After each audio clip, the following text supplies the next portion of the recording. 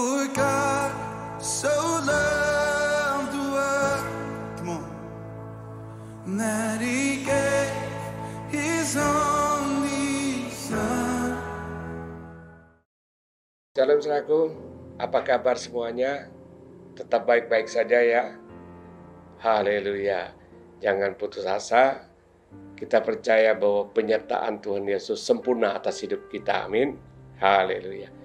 Saudaraku, hari ini kita akan melanjutkan pembicaraan kita tentang salib Kristus. Apa artinya Yesus disalib di atas kayu salib? Di dalam Yesaya 53 katakan, Yesus mati, Dia memikul dan menanggung segala dosa-dosa kita. Dan Dia juga memikul dan menanggung segala kesengsaraan kita, sakit penyakit kita, kelemahan kita di atas kayu salib. Ya. Jadi apa yang Yesus lakukan di atas kayu salib, saudaraku? Darahnya sudah ditumpahkan. Berarti apa, saudaraku? Kita yang percaya kepada Tuhan Yesus, ada jaminan keselamatan daripada Tuhan. Ya. Jadi Yesus mati di atas kayu salib bukan hanya berurusan dengan kehidupan kekal saja, tetapi kehidupan kita saat ini juga Tuhan berikan, saudaraku. Oleh karena itu, saudara, kita percaya pada Tuhan Yesus. Kita percaya ada jaminan pemeliharaan daripada Tuhan ketika kita ada di dunia ini. Amin. Haleluya. Saudaraku, saya akan mengajak saudara untuk yang pertama ini, kita akan memperdalam apa artinya Yesus memikul dan menanggung dosa-dosa kita. Firman Tuhan katakan, saudaraku, bahwa semua manusia itu berdosa. Jadi tidak ada satupun yang tidak berdosa. Dari sejak Adam dan Hawa jatuh dalam dosa, semua keturunan manusia itu berdosa. Maka upah dosa itu maut.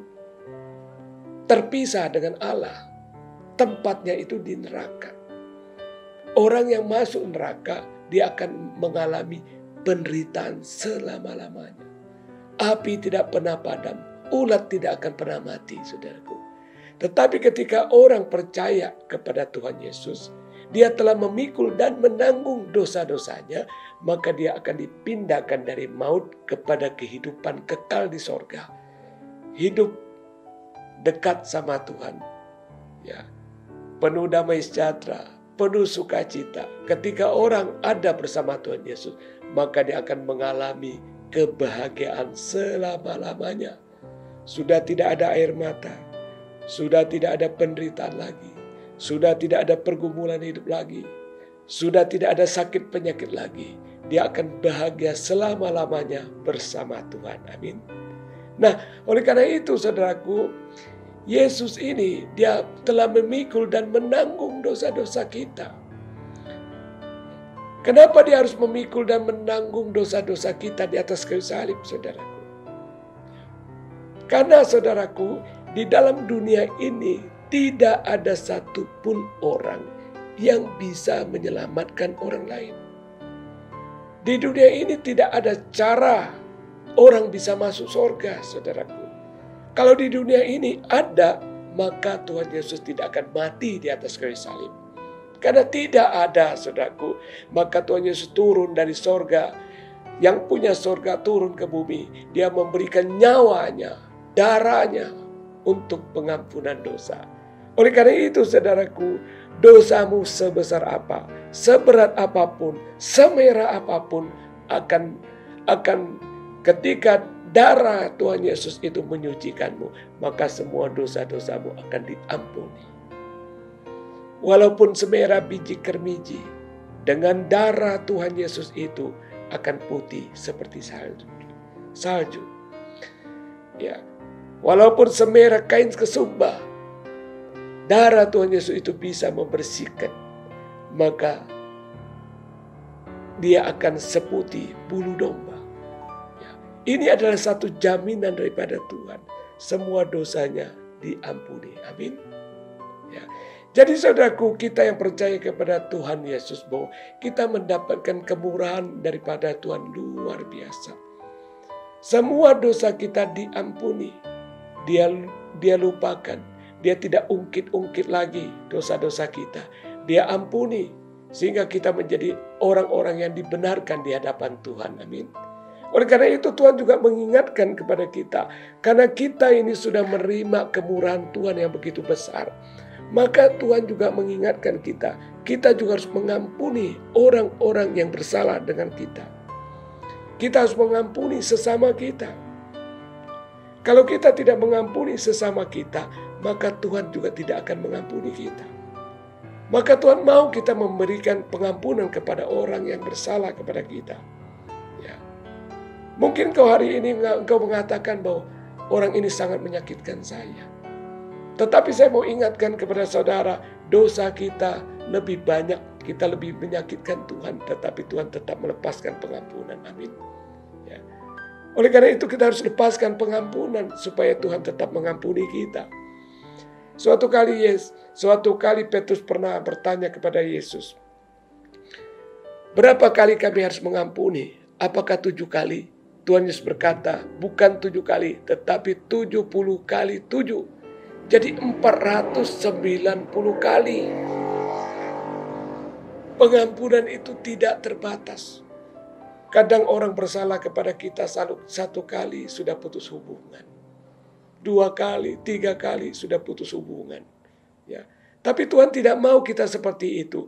Tuhan mau kita melepaskan pengampunan. Ya.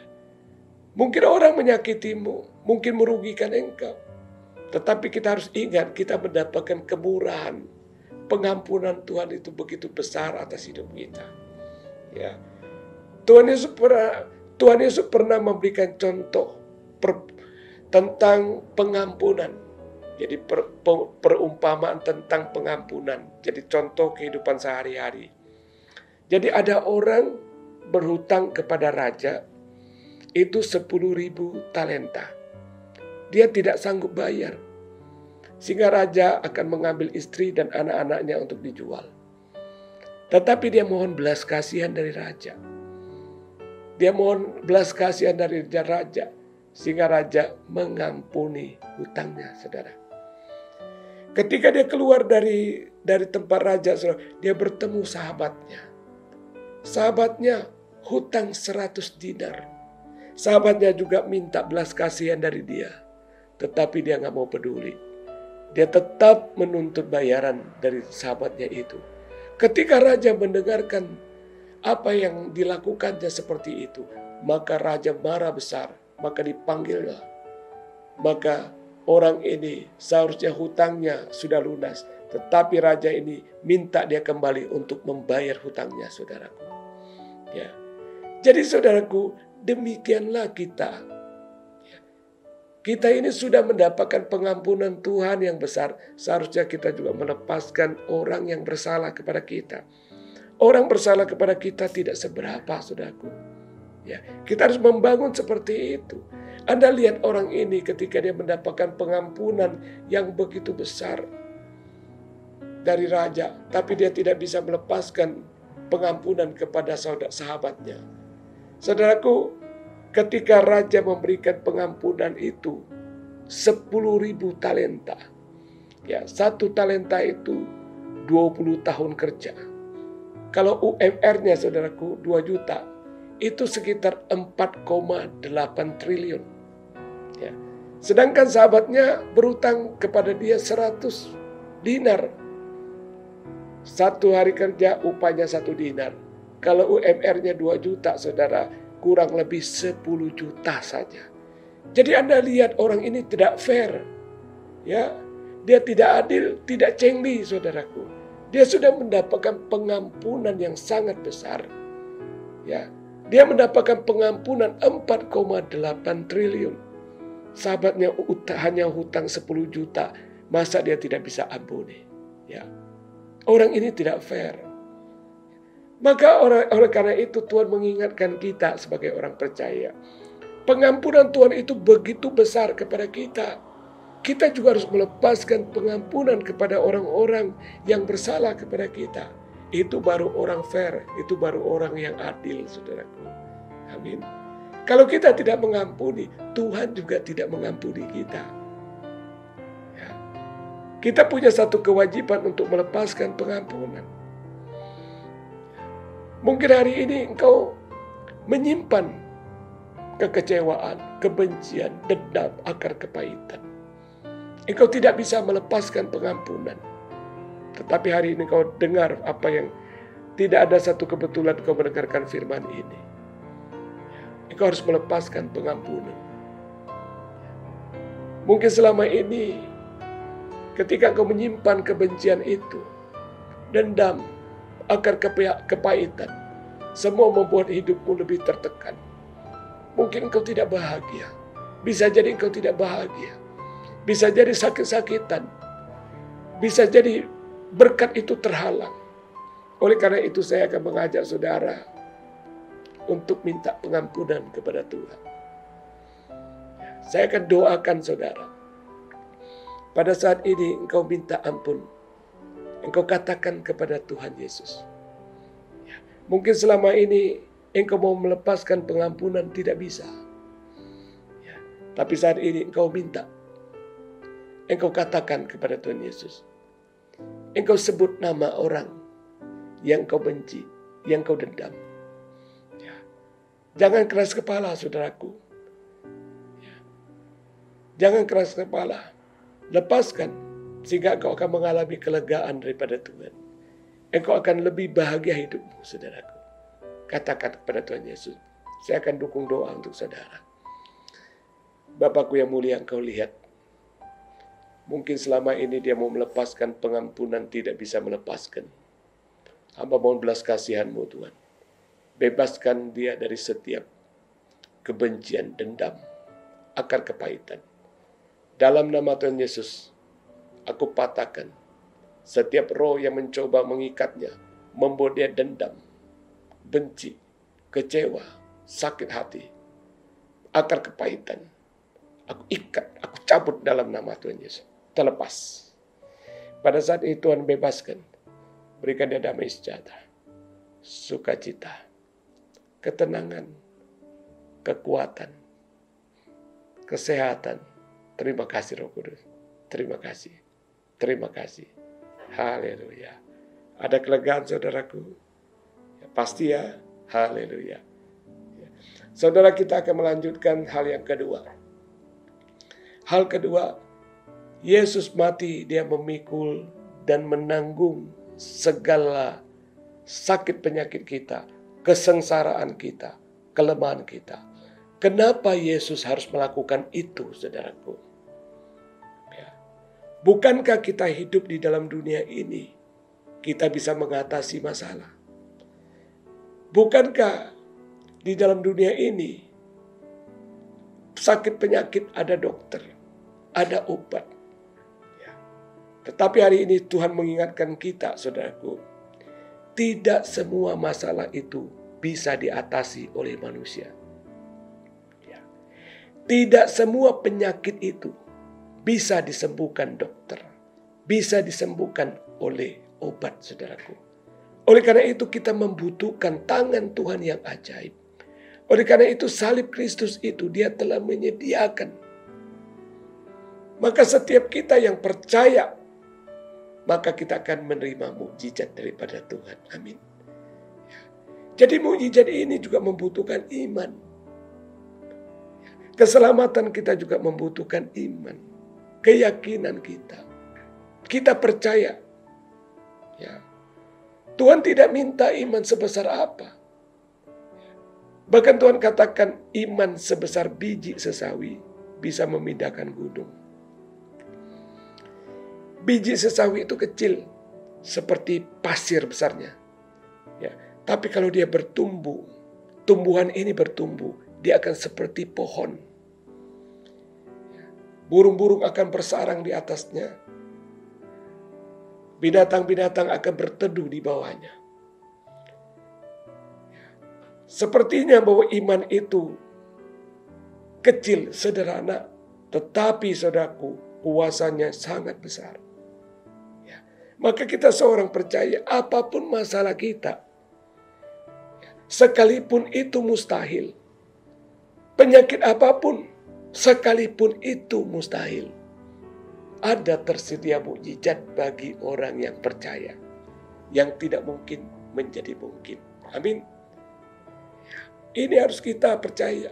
Kita harus imani, saudaraku. Yang luar biasa, saudaraku, bukan hanya tersedia mukjizat bagi orang percaya, ya, tetapi orang percaya juga diberikan kuasa untuk melakukan mukjizat. Ini luar biasa Tuhan kita, saudaraku. Bahkan Tuhan katakan kematian Yesus di kayu salib, iblis juga sudah dikalahkan. Jadi saudaraku, Tuhan telah berikan kuasa kepada kita. Jadi kalau kita harus menyadari, setiap kita harus menyadari, kita sudah punya kuasa, kita sudah diberikan wewenang, kita punya otoritas. Doanya beda, saudaraku. Ya, kita tidak cukup hanya doa, misalnya ada orang kerasukan setan. Kita tidak hanya cukup doa seperti ini. Tuhan, bebaskan orang ini dari kuasa setan. Tidak hanya cukup doa seperti itu. Kita harus menyadari bahwa kita telah menerima wewenang, otoritas, kuasa daripada Tuhan. Oleh karena itu di dalam doa kita, saudaraku, dalam nama Tuhan Yesus, aku perintahkan setan-setan keluar. Maka setan-setan itu akan pergi, saudaraku. Ya. Kita harus menggunakan otoritas yang Tuhan berikan pada kita. Ya. Ketika kita bertemu dengan orang sakit, kita tidak hanya cukup berdoa, Tuhan sembuhkan orang sakit ini. Kita tidak cukup hanya berdoa seperti itu. Kita harus percaya bahwa kita telah menerima otoritas. Maka kita di dalam doa kita, dalam nama Tuhan Yesus. Dalam nama Tuhan Yesus, aku tolak setiap sakit penyakit. Jadilah sembuh, jadilah sehat dalam nama Tuhan Yesus. Ini otoritas kita. Setiap orang percaya harus menyadari bahwa dia bukan hanya menerima mukjizat saja, tetapi dia juga bisa melakukan mukjizat. Oleh karena itu, saudaraku, setiap kita, saudaraku, harus menyadari kita telah menerima otoritas daripada Tuhan. Ya. Saya akan mengajak saudara untuk saya berikan satu contoh sederhana tentang otoritas, tentang wewenang yang kita terima dari Tuhan. Dulu saya di sekuler, saya sering mengangkat manajer, orang kepercayaan saya. Jadi setiap toko ada orang kepercayaan saya, yaitu manajer. Dan manajer ini saya berikan wewenang kepadanya, kalau ada pegawai masuk siang, dia harus tegur. Ya, kalau malas-malasan harus tegur. Tidak ada omset itu ditegur, bahkan dipecat, saudara. Nah, tapi ada manajer yang berhasil, ada manajer yang gagal. Ya. Kalau manajer yang gagal, dia nggak mau dengar. Walaupun telah diberikan otoritas, ada pegawai masuk siang, dia diamin aja. Ada malas-malasan, dia diamin aja. Omsetnya tidak tercapai, dia diam-diam aja. Sehingga pegawai udah nggak takut sama dia. Tetapi ada manajer, saudaraku, dia pegang. Saya berikan otoritas itu, dia pegang, dia lakukan, dia jalankan, saudara. Pegawai masuk siang, dia tegur. Ya, pegawai yang malas-malasan dia tegur. Tidak ada hasil dia tegur, bahkan dia pecat. Banyak pegawai-pegawai melihat dia, saudaraku. Dia ada powernya, ada karismanya. Bahkan tidak sedikit, saudaraku, orang lebih takut manajer daripada bosnya, saudaraku. Ya. Ini ada satu contoh bagi kita, saudara. Ya. Kalau Tuhan telah memberikan otoritas wewenang kepada kita, tergantung kepada kita. Kita mau gunakan atau tidak. Ya. Seorang yang menggunakan itu, saudaraku, dia melakukan apa yang Tuhan mau. Apa yang Tuhan berikan kuasa itu, saudaraku. Maka dia akan menjadi seorang yang percaya, yang penuh kuasa, saudaraku. Tetapi kalau seorang yang tidak mau melakukan, menjalankan apa yang Tuhan berikan kepada kita, kuasa itu, maka dia akan menjadi seorang percaya yang lemah, saudaraku. Maka jangan heran, saudara, kalau orang yang tidak mau melakukan otoritas Tuhan, ya, setan pun tidak takut sama dia. Tetapi ketika seorang yang menjalankan otoritas yang Tuhan berikan kepadanya, setan pun gemetar, saudaraku. Ya. Maka di sini sangat tergantung kepada kita. Kita mau gunakan atau tidak. Ya. Tuhan telah berikan kuasa kepada kita. Amin. Ya. Nah, Kita belakangan ini kita juga mendengar ada sesuatu yang viral yang menyangkut tentang menghardik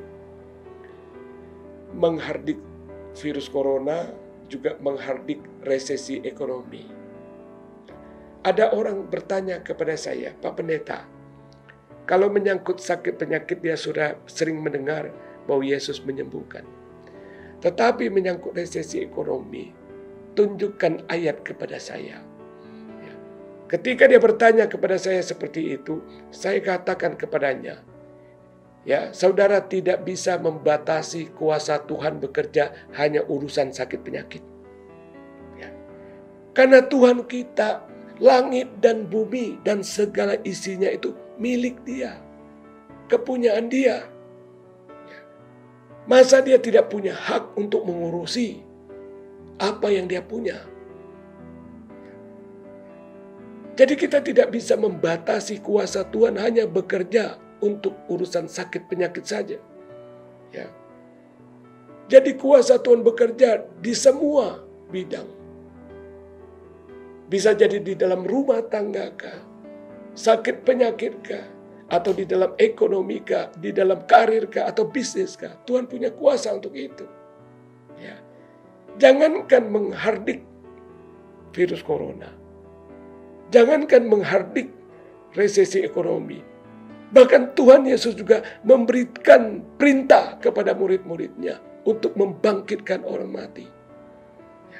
Orang mati udah tidak ada harapan. Kita diperintahkan untuk membangkitkan orang mati. Sudah biasa, saudaraku. Kita berdoa seperti itu. Ketika kita melihat ada orang tidak rela keluarganya meninggal, kita juga membangun, kita juga berdoa baginya. Dalam nama Tuhan Yesus, aku perintahkan bangkit. Aku perintahkan hidup. Aku perintahkan rohnya kembali kepadanya. Kita doa seperti itu. Perkara dia kembali atau tidak, itu bukan urusan saya. Itu urusan Tuhan, saudaraku. Ya. Tetapi kita harus membangun diri kita. Kita harus lakukan otoritas yang telah Tuhan berikan kepada kita. Kita harus lakukan. Ya. Jangan sampai kita ini menjadi orang percaya, belum apa-apa, mulutnya sudah tidak percaya, hatinya tidak percaya. Kalau engkau hidup seperti itu, maka saya mau katakan mukjizat itu jauh daripadamu. Kalau engkau hidup seperti itu, engkau tidak akan pernah bisa melakukan mukjizat. Mukjizat itu diperlukan satu keyakinan kita. Amin. Oleh karena itu bangkitkan imanmu, saudaraku. Bangkitkan imanmu. Jangan putus asa, jangan menyerah. Segala persoalan yang mustahil, kita punya Tuhan. Amin. Amin. Kita percaya Tuhan Yesus bisa melakukan ini. Amin. Oleh karena itu ketika kita menyadari seperti ini, saudaraku, kita akan menjadi seorang yang percaya, yang penuh kuasa. Amin. Kita bukan menjadi orang percaya yang tidak berdaya, saudara. Saudara percaya apa yang firman Tuhan katakan ini? Saya sangat percaya saudara diberkati semuanya. Amin. Ya. Terima kasih. Tuhan Yesus berkati.